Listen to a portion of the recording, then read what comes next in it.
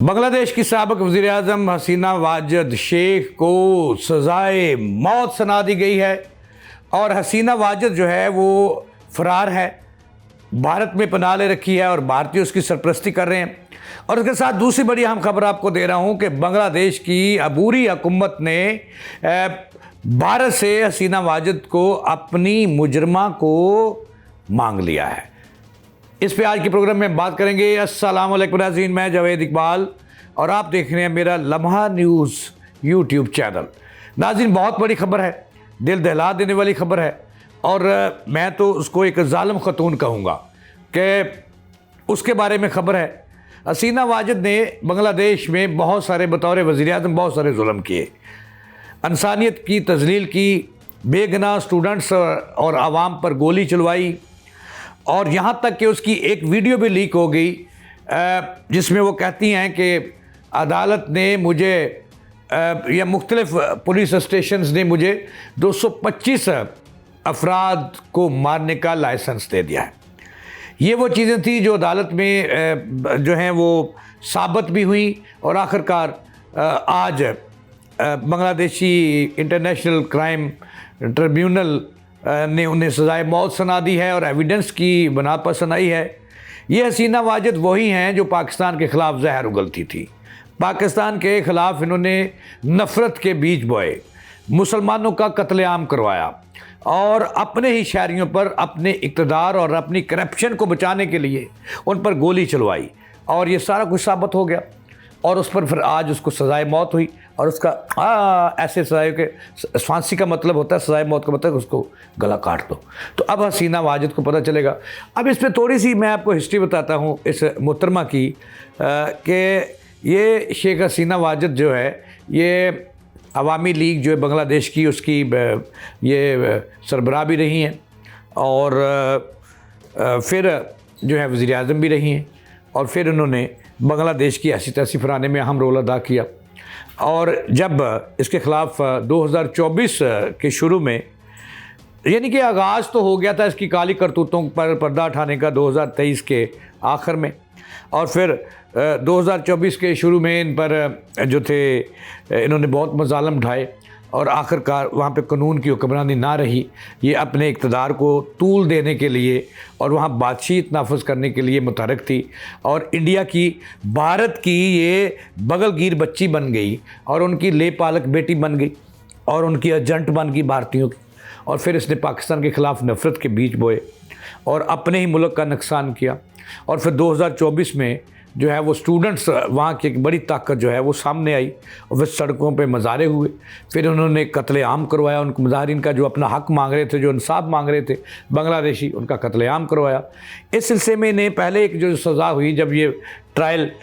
चले तो इन तक ये खबर पहुंची कि 225 उसके ख़िलाफ़ मुकदमात बगावत के, लोगों को जो है वो मरवाने के और अक्साने के, बाज़ारे करवाने के, पुलिस से लोगों को मरवाने के 225 के करीब मुकदमात जब दर्ज हुए तो इनकी एक वीडियो लीक हो गई और जिसकी अबूरी हुकूमत ने एक आज़ाद अदारे बांग्लादेशी CID से तहकीकात कराई, जो साबित हो गया कि ये शेख हसीना वाजिद की आवाज़ है। और वो उसमें ये कहती कि शुक्र है कि अब 225 बंदे मरवाने का मुझे लाइसेंस दे दिया गया, इसमें ये कहती है। और इस पर उन्होंने ना सिर्फ तौहीन अदालत की बल्कि उस पर उन्हें 6 माह पहले कैद की सज़ा हुई। और फिर इसमें अदालत ने लिखा कि ये जो बांग्लादेशी इंटरनेशनल क्राइम ट्रिब्यूनल है उसने लिखा कि ये सज़ा उस वक्त लागू होगी जब हसीना वाजिद वापस आ जाएंगी या गिरफ़्तार होंगी। उसके बाद 225 के करीब इन पे मुकदमात थे जिनमें से 3 इन पर बहुत सारे जो थे इल्ज़ामात उनकी तस्दीक हुई, उनके CID ने की, उनके जो तहकीकाती अदारे हैं उन्होंने की, जिनमें इन्हें सज़ाए मौत सुनाई गई है। कि एक तो 2024 में लोगों को अक्साना और आपस में लड़ाना और नहत्ते तलबा और आवाम पर गोली चलवाना, उनका कत्लेआम करवाना और फिर मुल्क को तोड़ने की भारत से मिलकर साजिश करना। अब ये 3 जो इल्ज़ामात है ये साबित हो गए और इस पर उन्हें सज़ाए मौत हुई। अब जो इससे भी बड़ी खबर है वो ख़बर ये है कि बांग्लादेशी साबिक़ वज़ीर-ए-आज़म मुजरमा हसैना मफरूर शेख हसीना वाजिद इस वक्त भारत की कस्टडी में है, भारत में पनाह लिए हुए हैं। जब मुज़ाहरे शुरू हुए तो वो रात की तारीकी का फ़ायदा उठाते हुए और भारतीयों की मदद से भारत भाग गई और वहाँ उन्होंने सियासी पनाह ले ली। अब सज़ा तो हो गई, लेकिन अबूरी हुकूमत जो है बांग्लादेशी, उन्होंने चूँकि भारत और बांग्लादेश के दरमियान एक मुआहदा मौजूद है मुल्ज़मान के एक्सचेंज का, तो उस मुआहदे की रूह से अबूरी हुकूमत ने जो है उसके वारंट गिरफ़्तारी भी जारी कर रखे हैं और उन्होंने भारतीय वज़ीर-ए-आज़म और उसके कंसर्न जो लोग हैं उनको ख़त लिख दिया है, मरासला भिजवा दिया है और वारंट गिरफ़्तारी की कापियाँ भिजवाई हैं कि ये मुल्ज़मान और मुल्ज़मों की जो हवालगी का और एक्सचेंज का मुआहदा मौजूद है। लिहाजा उस मुआहदे की रूह से हसीना वाजिद चूँकि मुजरम हैं और अदालत ने उन्हें सज़ाए मौत भी दे दी है, बांग्लादेशी अदालत ने, लिहाजा उनकी मुजरमा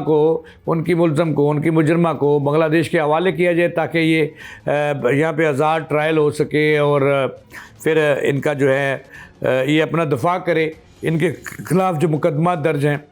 अब जो ख़बर मैंने आपको देनी है, असल ख़बर ये है कि अब भारत मुकर गया है उस मुआहदे से और भारत ने फ़ैसला कर लिया है कि वो कभी भी हसीना वाजिद जो उनकी मुखबरा थी, जो उनकी एजेंट थी, जो हिंदू और मोदी लॉबी की सबसे बड़ी एजेंट थी और अपने मुल्क जिसने उसको वज़ीर-ए-आज़म बांग्लादेश बनाया उसके ख़िलाफ़ साजिशों में मुलव्वस थी, करप्शन में मुलव्वस थी, गद्दारी में मुलव्वस थी और लोगों का कत्लेआम में मुलव्वस थी, तो भारत को उसने फ़ायदे पहुँचाए। और उस पर ज़राए ये दावा कर रहे हैं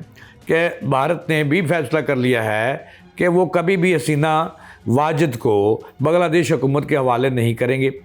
अब उसमें एक और चीज़ है कि इसके साथ ये अकेली नहीं है, इसके कई वज़ीर भी मफरूर हैं और 95 के करीब ये लोग हैं, 95 जो वो भी इसके साथ इस धंधे में लोगों को मरवान, बांग्लादेशियों बेगनाम जो आज़ादी चाहते थे, जो अदल इंसाफ चाहते थे, जो करप्शन का ख़ात्मा चाहते थे, जो मुल्क में कानून का बालादस्ती चाहते थे, जिनको इन्होंने मरवाया, जिनके ख़िलाफ़ इन्होंने गोलियाँ चलवाईं। अब वो 95 लोग हैं जो इनके साथ मफरूर हैं और वो भी भारत में पनाह लिए हुए हैं और तमाम के तमाम जो कह रहे हैं कि वो एक से एक बड़ा मुजरम है और एक से एक बड़ा जो है वो डॉन है, तो उनको भी मांग लिया है पूरी बांग्लादेश की हुकूमत ने भारत से। अब भारत जो है वो किसी सूरत हसीना वाजिद को, चूँकि हसीना वाजिद अगर बांग्लादेशी हुकूमत के हवाले होती है तो वो तो भारत को और मोदी सरकार को नंगा कर देगी, बल्कि उसके कपड़े उतार देगी कि उसके कहने पर उन्होंने बांग्लादेश के अंदर बगावत करवाई और मारदार करवाई और बेगुनाह लोगों का कत्लेआम करवाया। तो भारत का पहले ही मुंह जो है दहशतगर्दी के हवाले से काला है पूरी दुनिया में मोदी का, और उसके मुल्क के ख़िलाफ़ भी उसके ख़िलाफ़ मुज़ाहरे हो रहे हैं और अब उसका भी धड़न तख्ता होने वाला है। तो ज़रा ये कह रहे हैं कि किसी सूरत भारत अबूरी हुकूमत बांग्लादेश की ये ख्वाहिश और ये दरख्वास्त पूरी नहीं करेगा, बल्कि मुआहदा तोड़ेगा, जो मुल्ज़मों के एक्सचेंज का मुआहदा उसको तोड़ेगा और किसी सूरत उसको हवाले नहीं करेगा। वजह ये है कि हसीना वाजिद जब उसकी तहकीकात होगी आज़ादाना बांग्लादेश में, तो वो भारतीयों का असल चेहरा सामने लेगी कि उनके कहने पे सारा कुछ किया। लिहाजा मोदी जो मर तो सकते हैं, लेकिन हो सकता है उनकी ज़िंदगी को नुकसान पहुंचा दें, ताकि ये केस जो है इसका इल्ज़ाम लगा दें किसी और मुल्क पर या बांग्लादेश पर। तो हसीना वाजिद की ज़िंदगी को अब ज़रा ये कह रहे हैं कि वहाँ पे भी ख़तरा है, क्योंकि भारत अपने पे जो इल्ज़ामात आयद करने हैं, अगर हसीना वाजिद बांग्लादेशी एजेंसियों के कानून नाफिज करने वालों के अदारों के हाथ आती है और उसकी आज़ादाना तहकीकात होती है इंटरनेशनल स्टैंडर्ड के मुताबिक, तो वो बोल पड़ेगी, बक देगी कि ये मोदी सरकार के कहने पे सारा कुछ किया। लिहाजा मोदी सरकार उन्हें ज़रा ये कहने कि हसीना वाजिद की ज़िंदगी को अगरचे वो तहफ़्फ़ुज़ समझती हैं भारत में रह के, वहाँ पे भी नुकसान पहुँचाया जा सकता है और भारतीय बचा सकते हैं, ताकि ये हमेशा के लिए मामला जो है वो दफन हो जाए, गर्क हो जाए और उसका असल चेहरा सामने ना आ जाए। नाज़रीन, ये थी आज की ताज़ा तरीन। जावेद इकबाल को दें इजाज़त, आल आने के बाद।